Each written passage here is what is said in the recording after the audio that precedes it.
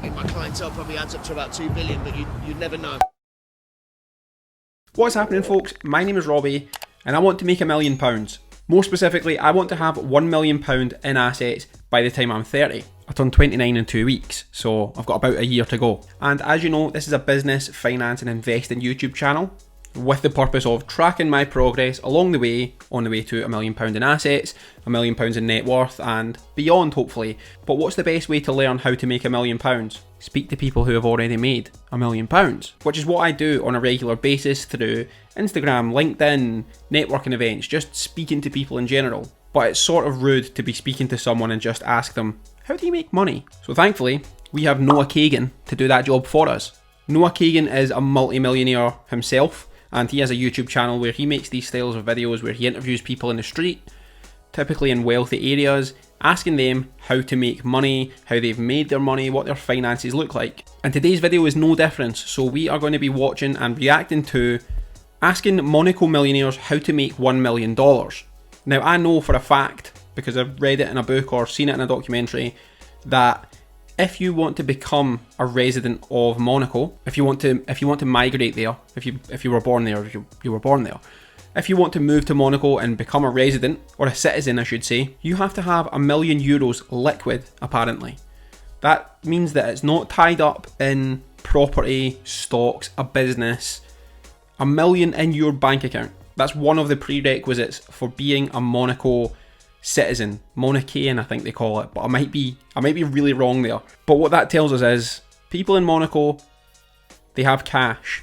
So that's probably the best place to find out this information. I actually really want to go on holiday to Monaco, but I'm aware of how expensive it is there, and trying to convince my fiance that it would be a nice weekend there and not just me staring and drooling over cars and wanting to go into the casino the whole weekend, it's proven difficult. So let's see what Monaco's like and how these people suggest making $1 million. I think my clientele probably adds up to about 2 billion, but you'd never know. There's no income tax, they're going heritage tax. We're doing a documentary for young people about what it's like in Monaco. Fake people only. Sorry, do you have to trust people from Monaco. I've never seen so many insane cars in such a small place. $70,000 a year just to keep the boat in the slip. How much is the Ferrari? 850. 850,000. So we were just detained by the police. All the footage was almost deleted. In Monaco, it's forbidden.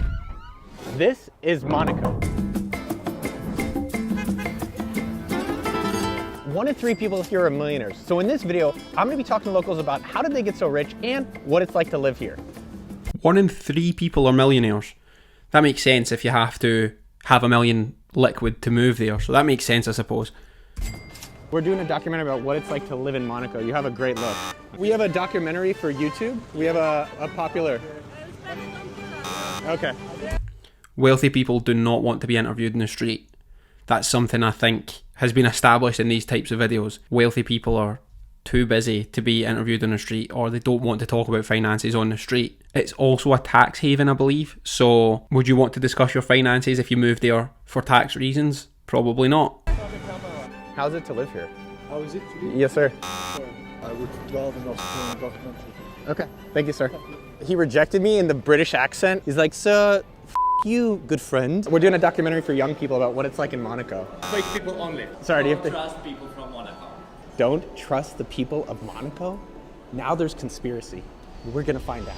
People were keeping pretty tight-lipped about what goes on here in Monaco, and I was starting to get a lot more suspicious. But for now, I enlisted my wildcard, Jeremy, the producer of the channel, who also happens to speak French, to see if he could use his va-va-voom to find out the juicy secrets of the rich living in Monaco. Vous êtes entrepreneur, vous êtes retraité. What did you do before you were retired? What were you doing? C'était quoi votre profession avant? Comme ambassadeur de Monaco au Vatican. Ambassador of Monaco. He's rich. Ah ouais, he was the For the Vatican. Very rich, probably. Monaco ambassador in Vatican. Wow.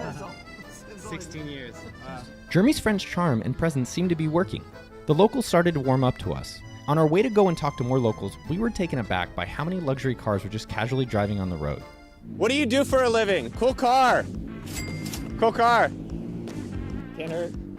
Lambo. Another Bentley. This is a Bugatti Veyron, 1.4 million. I'll be honest. I'm 29 in 2 weeks. I'm a grown man, and I still want to go to Monaco to look at all the cars. A grown man. I'm such a child. I've never seen so many insane cars in such a small place. It's 2.5 kilometers. It's basically just a few miles. Even though there were supercars at every corner I turned, I wanted to see some of the more exclusive cars Monaco had to offer. What kind of car is it? It's a Dallara Stradale. It's a very particular version, that's why it's so expensive. Is it most people that live in Monaco that buy these, or is it like Yes, yes. And how much is the Ferrari? 850. 850,000. Yes, it's brand new and but it's off market. While we were What is that? An SF90? I don't really know Ferraris that well, to be honest. in the dealership checking out these cool cars, we also ran into someone who was looking at potentially buying that $850,000 Ferrari.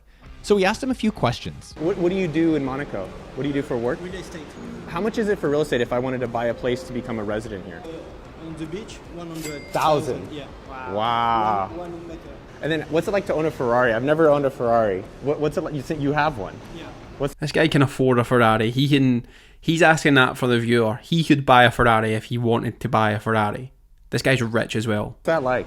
I have Tributo, F8 Tributo, Okay. and old car Daytona. It was a dream to have a Ferrari. And is it as good as the dream? Yeah. After checking out the cars, I just had to find out what the people of Monaco were doing differently to afford these crazy cars and a life of luxury. Do you live in Monaco? I don't think it's a case of, well, it is a case of people in Monaco doing things differently. But I don't think the people in Monaco, I don't think there's something about Monaco that makes people do things differently. I think it's once people get to a certain level of wealth, they flock to Monaco. And then the people in Monaco are all rich. So the network around you becomes rich as well. The opportunities become more plentiful. If you're already wealthy and you live in Monaco, I can guarantee you're going to find more business opportunities there than at your local cafe near your own house in Scotland, England, wherever. Monaco has such a concentration of wealth. I imagine opportunities are pretty commonplace at that point. We're doing a documentary about what it's like to live here. And you have great style, so I wanted to... Yeah. Monaco attracts clearly rich people because there is a tax holiday. There is no income tax, there is no inheritance tax, so to transfer wealth to a new generation is quite helpful. Yeah. Just here to work, so it's a bit of a different world. What kind of work? So I'm a bar manager. You're a bar manager. Do you Yeah. deal with a lot of like these rich clientele of people Of course, every day. I mean, my clientele probably adds up to about 2 billion, but you'd never know. Really? You'd never know at all. My idea at first was to come over here and I want to buy my own bar, but I haven't got my foot in it. So I was trying to find a silent investor working in Monaco. That's a smart move. So you came out here to find someone with the money. Yeah, well, Prime example, this guy wanted to open a bar. Obviously the clientele is going to be wealthier in Monaco than in other places. So he wanted to find a silent investor in Monaco to help fund the bar. He would obviously run it because the opportunities are in Monaco. Maybe I'll move to Monaco. I need $1 million liquid first though. that's where it is. What's it like to live here in Monaco? It's great. It's great. It's a holiday every day. Well, what kind of stuff do you do? Because it's amazing to be here. Yeah, it's amazing. I am actually Secretary General to an association where the Prince is the president, so I do some, yes, I support the government, let's say. Of Monaco. What does that even mean? The Secretary General to a company related to the Prince of Monaco. That all sounds a little bit secretive. How did you get that job? That's crazy. Many years ago. How did she get the job? My guess is mum, dad, an uncle, a grandparent. There's a family connection here. Let's find out. It's like 11 years that I'm living here, so Okay. first I was just a member of this association, and then I stepped up and Yeah. I organize events for them. Would you? Oh, I was wrong. She worked her way up. Good for her. I just presumed that there's a lot of nepotism in Monaco and a lot of people just get their opportunities through family members, but evidently not. Recommend people getting into events as a career, or like what careers or things would you recommend for Yeah, them? because events, it's a catch-all category.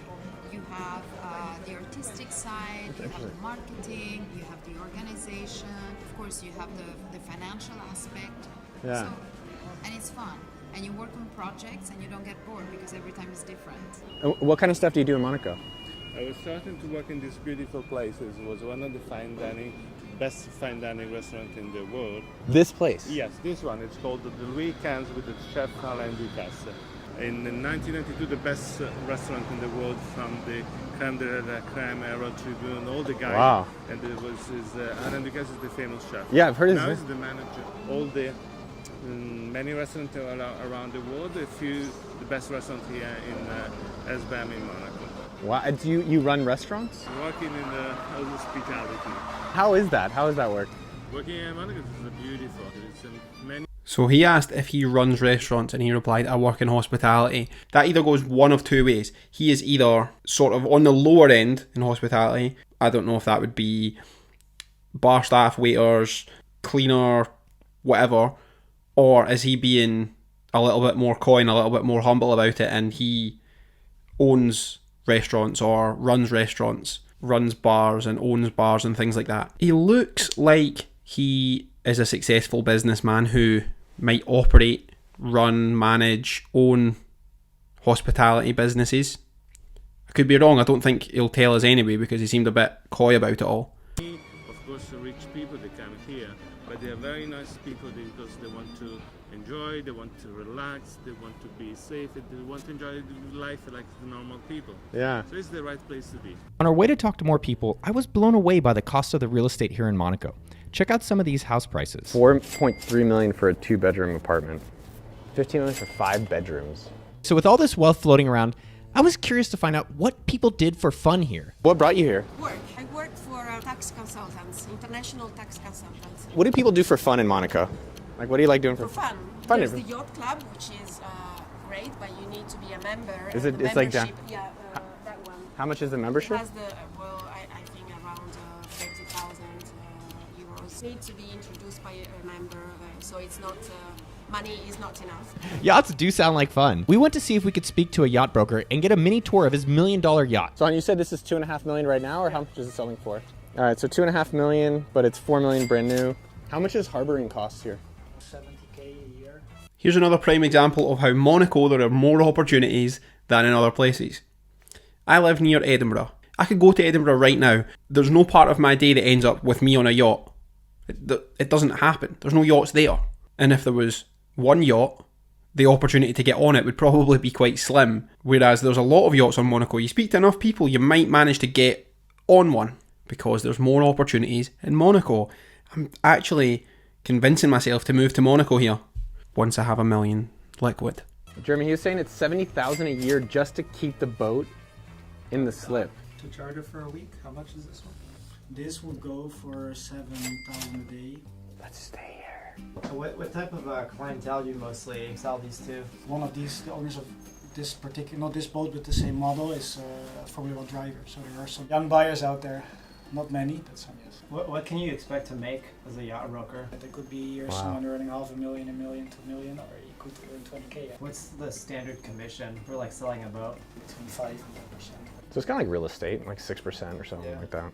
After spending 5 and 10%, if he sells that boat for 2 million, he could earn 1 to 200 grand for that one boat. And he said that you could make between 500k and $1 million a year if you're a good yacht broker. You could buy your own yacht after a couple of years. That's insane. more time on the yacht, we tried to get a few more interviews from the locals in Monaco. It seemed to be going well. What advice do you have for your kids or for people starting in their careers? Work very hard. Really focus and determination, passion. Yeah. Without passion, you don't do too much. But then, we were stopped by a guard who told us it was forbidden to film in Monaco and called the police on us. We had to stop filming because we were detained. But I left my mic on for our own safety and so that you could hear what they said when they approached us. You have to do this with this, okay? Because in Monaco, it's forbidden. All right, so we were just detained by the police. All the footage was almost deleted. They swarmed us for filming this kind of video, talking to people about what it's like. That's interesting. It's illegal to... It can't be illegal to film in Monaco because I've seen other videos in Monaco. I've seen car videos in Monaco. I've seen documentaries about Monaco. There must be something where you're allowed to film in Monaco. But this just shows as well about wealthy people not wanting to talk about certain things on camera. They don't want to be filmed. The more money you have, the more secretive you become, apparently. So maybe this channel will only last a few years and then when I'm mega rich, I'll just stop talking about money. Probably not, though. to be here? How do you make a lot of money? Jeremy speaks French. They were not aware of that. Jeremy, what were they saying and like what actually went down? In Monaco, they have their own rules, right? And so they kept saying that you're not allowed to film people, right? And I think their fear is that we misrepresent the country. He was pushing. He was like, "Oh, we have to delete all their footage and stuff. Like, let's bring them to the police office, like scare them a little bit." Is that what he said? Yeah, pretty much. He said, "Let's take them to the office to scare him." No, he was like, "Let's take them to the office," and then the younger guy was like, "We can't really do that, right?" And he was like, "Let's go." He was like pushing it. They asked for IDs. They asked for our parents' names, which is kind of strange. And I guess you need authorization to even film in public here in Monaco. But definitely a first, and kind of like intimidating and scary to think like the flights, the hotel, all the day, the planning, and then everything would have just been deleted. So I am grateful that they didn't delete everything that we did today. So that was pretty interesting. Strange that they don't let you film in Monaco. I think it must be due to people's privacy concerns. I don't think it's the way that the country's portrayed. I think there's a lot of powerful people who live in Monaco, rich and powerful people who don't want to be filmed. Especially for paparazzi, for example. Paparazzi exist. They exist in big cities where celebrities live. I don't think there's any paparazzi in Monaco, for the most part, maybe during big events like the Formula 1 or something, but for the most part it doesn't seem like that exists. Probably because there are rich and powerful people who can stop that from happening. Do I feel like I learned how to make $1 million in that video? No, not at all. I feel like I learned nothing, really. But it was an entertaining video, which is realistically more the point than anything else. Do I feel like I'm closer to making £1 million after watching that video? Yes, on one point. If I want to make £1 million, maybe I should move to Monaco and become a yacht broker because they make a lot of money. That's about it. That's about what I learned in that video. But that's not a knock on the video. I did enjoy it. It was entertaining. I just don't feel like I learned anything from it, which I'm sure is the case with a lot of my videos too. So people in glass houses shouldn't throw stones, or whatever that phrase is. There's no drama in the comments. There's nothing really interesting. It's a lot of people saying thanks for making this video. I really enjoyed it. As did I. So there's not really much else to say regarding the video. Did I learn more about making money? No. Did I enjoy watching the video? Yes. The only thing really left to say is thank you for watching. Please subscribe to the channel if you enjoy this style of video, or you're interested in business, finance, property, cars, watches, investing, stock market, crypto. I talk about a lot. If you're interested in that stuff, subscribe to the channel. I'm currently on 1,471 subscribers and I'm shooting for 4,000 by the end of the year, so still a way to go. Thank you for watching and I will see you next week. Take it easy.